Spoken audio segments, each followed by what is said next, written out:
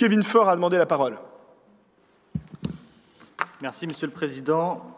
Chers collègues, notre département et l'ensemble des Finistériens subissent, vous l'avez rappelé, Monsieur le Président, de nombreuses crises. L'été 2022 et cette rentrée en témoignent malheureusement. En effet, bien que l'alerte sécheresse soit redescendue d'un niveau cette semaine en Finistère, mais toujours en alerte renforcée, il n'en demeure pas moins que la situation hydrique du département est inquiétante. Le réservoir Saint-Michel a connu son niveau le plus bas jamais observé, nécessitant même l'ouverture des vannes de profondeur. Dans ce même secteur, c'est non sans une certaine émotion que nous avons vu les monts d'Arrée et le Ménésum en proie aux flammes, et nous y reviendrons durant cette séance. L'addition de ces deux facteurs aurait pu être encore plus dramatique s'ils avaient été plus rapprochés, nécessitant sans doute des choix douloureux, éteindre les incendies des monts d'Arrée ou bien avoir de l'eau au robinet des Finistériens. C'est hélas la menace qui nous guette de devoir faire des choix cornéliens. Ces deux phénomènes, sécheresse et incendie, ont une cause commune, le dérèglement climatique. Il y a un an, sur proposition émanant de l'opposition, nous déclarions unanimement l'urgence climatique et environnementale, et vous promettiez, Monsieur le Président, un point spécifique sur ce sujet à chaque séance. Hélas, nous regrettons que ces engagements 2021 soient déjà enterrés, et nous y reviendrons aussi durant cette séance. C'est la crise, il y a urgence, et à notre niveau, nous considérons que vous n'adressez pas de réponse à la hauteur de cette première urgence. Une crise encore plus perverse touche les ménages. L'explosion des prix de l'énergie et l'inflation record de ces derniers mois fait basculer davantage de Finistériens dans la précarité. Les banques alimentaires, subissant déjà la crise de l'engagement avec moins de bénévoles, voient leurs usagers de plus en plus nombreux et sont contraintes de stopper la collecte et la délivrance de produits frais. Et pour cause, le maintien des chambres froides allumées dépasse, hélas, la capacité financière de ces cruciales associations à cause du coût de l'énergie.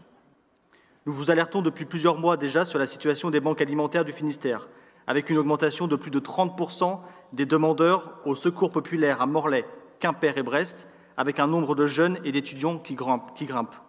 Nous devons être au rendez-vous des attentes et des urgences du territoire. À l'occasion d'une décision modificative budgétaire, vous devriez, Monsieur le Président, flécher davantage de nos réserves en faveur de ces associations qui souffrent. Les collectivités locales et l'ensemble des structures partenaires sont impactés, tout comme le secteur économique, notamment les entreprises finistériennes. Comment boucler le budget 2023 ? Pas un maire dans ce département, pas un président d'intercommunalité en Finistère ne s'interroge, voire s'inquiète de cette situation.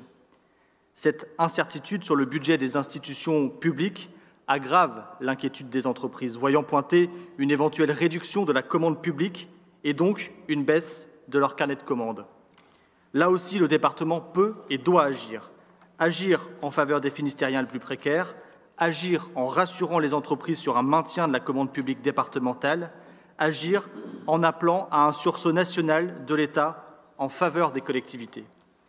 Sur ce dernier point, nous adopterons sans hésitation le vœu proposé par les associations d'élus locaux du Finistère sur l'impact des dépenses énergétiques sur nos budgets. Néanmoins, sur l'accompagnement des Finistériens et sur l'accompagnement des entreprises, là aussi, c'est la crise. Là aussi, il y a urgence. Et toujours, nous considérons que vous n'adressez pas de réponse à la hauteur de cette seconde urgence. Fort de ces constats, nous vous appelons, Monsieur le Président, à un sursaut, accompagner les Finistériens dans ces crises, anticiper les défis de nos territoires et projeter notre collectivité départementale avec un vrai cap, une vraie ambition à moyen terme. Vous voulez aller vite et vous le justifiez en parlant au nom des citoyens qui attendent une action publique rapide. Néanmoins, je nuancerai votre argumentation. Les citoyens attendent certes une action publique rapide, mais certainement pas une action publique sourde des bouleversements climatiques, sociaux et économiques que nous traversons. À la crise sanitaire, dont on ne sait pas vraiment si elle est terminée, s'ajoute la crise inflationniste, la crise environnementale, la crise démocratique, mais aussi, vous l'avez rappelé, Monsieur le Président, la crise démocratique qui bouscule l'ensemble de notre pays et toute l'Europe. À ce sujet, bien que cela vous déplaise qu'on le rappelle, vous ne disposez que d'une courte majorité, un canton de différence. Et j'ai souvenir de votre premier discours du mandat tenu le 1er juillet 2021, particulièrement volontariste sur la question démocratique. Je vous cite, « L'exigence que j'aurai, c'est d'agir avec le sens de l'équilibre pour que les électeurs se sentent représentés. » Fin de citation. Tel était donc votre propos qui appartient à un passé manifestement bien révolu. J'observe que depuis le début du mandat, votre objectif semble parfois être de gommer les clivages politiques dans cette Assemblée, voire, si ce n'était pas possible pour vous, d'essayer de nous empêcher que nous exprimions certaines opinions, voire que nous communiquions nos positionnements par des courriers de notification. Je dénonce cette méthode, qui, si cette finalité s'avère juste, ne servirait que le populisme ambiant au détriment du nécessaire renforcement démocratique. Présider un département, ce n'est pas agir seul, Monsieur le Président. C'est avant tout consolider des positions respectueuses, écouter les élus sans distinction de sensibilité politique et avancer avec humilité. Aujourd'hui, dans le département du Finistère, qui définit les orientations politiques de notre collectivité ? Le président de Calan seul. Qui défend les positions de la majorité en séance ?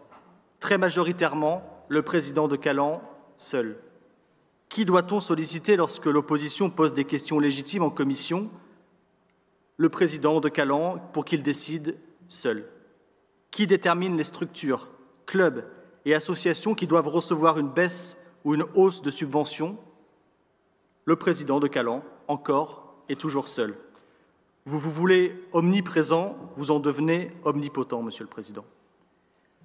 À la lecture de la presse régionale, j'ai appris que vous aviez été, je cite, « en stage en Mayenne auprès de votre homologue président de département ».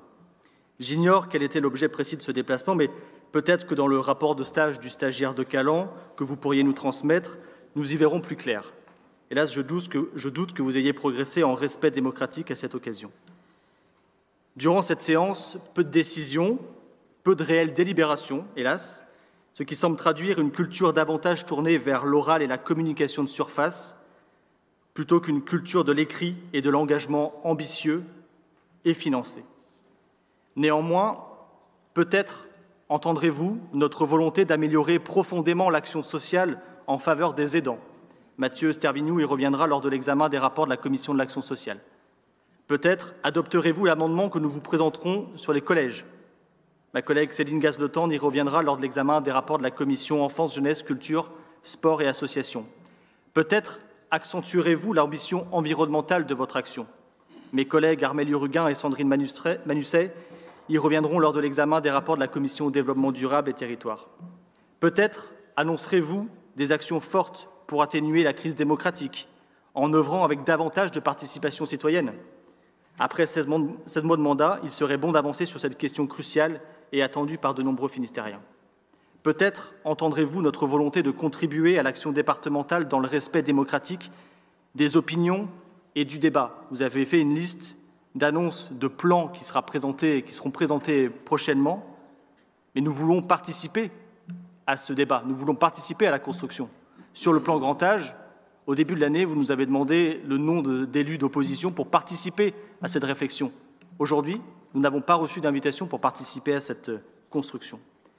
Quoi qu'il en soit, nous resterons constructifs et fidèles à nos engagements depuis le début du mandat. Défendre nos idées et nos valeurs, car elles nous paraissent justes et témoignent d'une grande partie des Finistériens qui nous ont fait confiance. Enfin, au printemps dernier, 19 de vos homologues, 19 présidents de départements français s'unissaient pour redonner espoir à notre jeunesse. Dans une tribune intitulée « Imaginez de nouvelles solidarités pour redonner aux jeunes espoir en l'avenir », vos homologues n'écrivaient pas que leur objectif était d'aller vite, mais humblement d'être utiles et de donner espoir.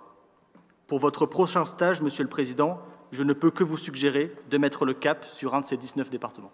Je vous remercie.